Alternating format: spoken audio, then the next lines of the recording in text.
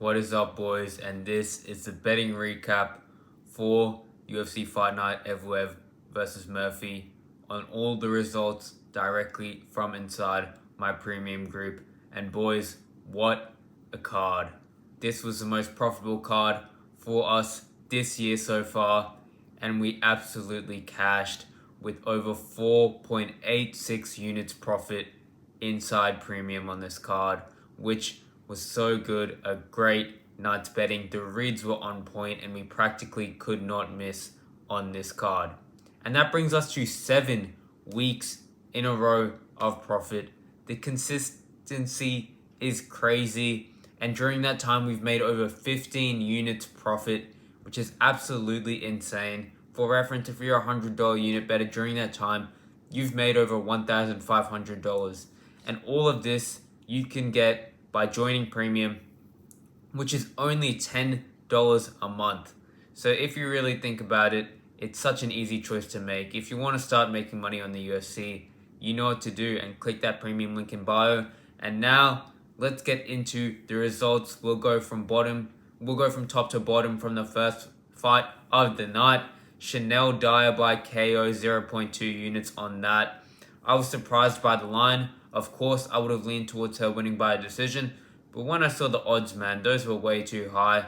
Oliveira is just super low level, and that was a great read by me and a great cash for the boys inside premium. Then we moved on to the next fight, Brando Pericic versus Louis Sutherland. I had 2 bets on this card. 0.2 units on Brando Pericic by knockout in round 1, and then a kind of hedge 0.2 units on the fight to go the distance. I thought there was value on both of those bets, and Brando Pericic went out there and smoked him in round 1 exactly like how I said he would. Then we moved down to the card. Our next bet was Nathaniel Wood on the money line, 0.45 units on that. He was the only underdog I picked on this card, and I thought he would not just win. I did not just place this bet for the value. I thought he would win outright, and I thought Kyoto was overrated. I thought it was a close fight, but I definitely thought Wood done enough to get the win. And most of the things I said about that fight were correct. I had a tiny little bet on 0.05 units on Wood by submission, which didn't hit. But that was a great cash with Wood nearly a 3-1 underdog at the price tag that we got. Then moving down on the card, 0.75 units on Mason Jones on the money line, which we got at $1.80. I thought the price tag was good, considering Jones was always going to push that pressure against Solo, who does get backed up. And that was a great fight of the year so far. And it was even better that we got to cash in on my boy Mason Jones in that fight. Then, next bet was Danny Silva on the money line. I picked Curtis Campbell, but I knew this was a tough debut. And Danny Silva is a very solid fighter. He gave Kevin Vallejos a tough 15 minutes. And I knew that if Curtis Campbell could not get his takedowns and grappling going in this fight and control Danny on the mat, he could be in a lot of trouble. And he went out there, and Danny Silva got the upset win. We cashed that at $2.95, nearly $3 again. Another underdog opportunity that absolutely cashed, and we were undefeated on our main bets up until this point. Then we moved on to the next fight, Roman Dolidze versus CLD. This was one of the only real losing fights on the card, but it didn't really matter because I put so little on it. I had 0.1 units on Dolidze on the money line at $4.50. Just purely value. I thought he should have been around $3.50. And to be honest, Dolidze did better than I thought he would. He had lots of control in this fight. And if he had better optics in round 1, he could have arguably won, which is kind of crazy.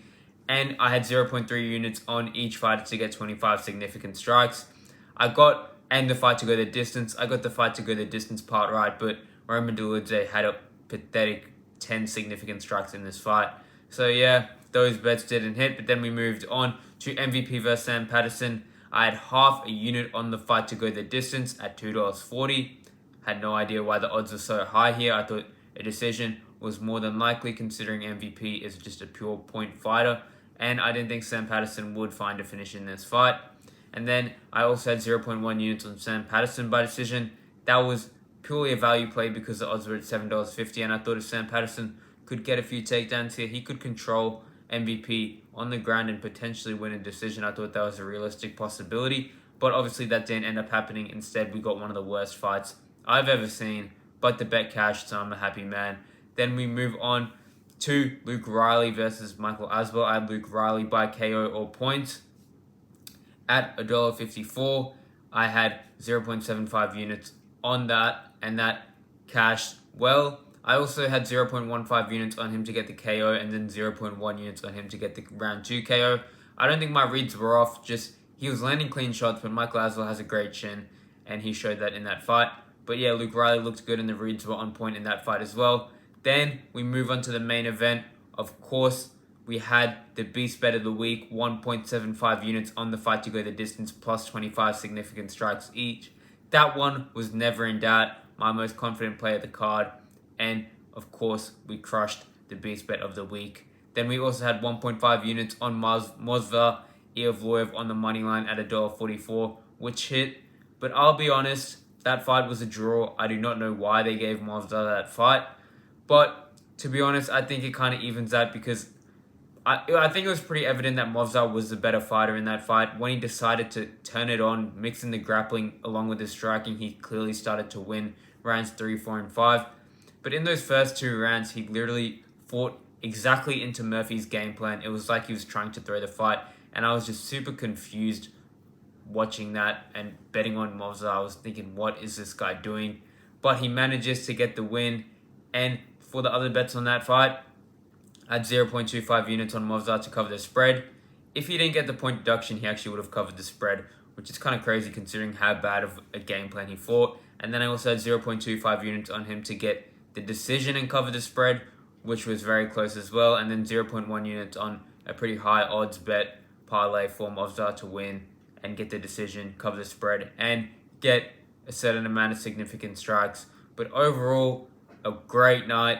We only put 8.05 units on this card and we returned 4.86 units, which is absolutely crazy. Beast Bet of the Week cashes. We cash on nearly every single fight on this fight card, and we are profitable 7 weeks in a row. What more can you ask for? We just absolutely keep on cooking.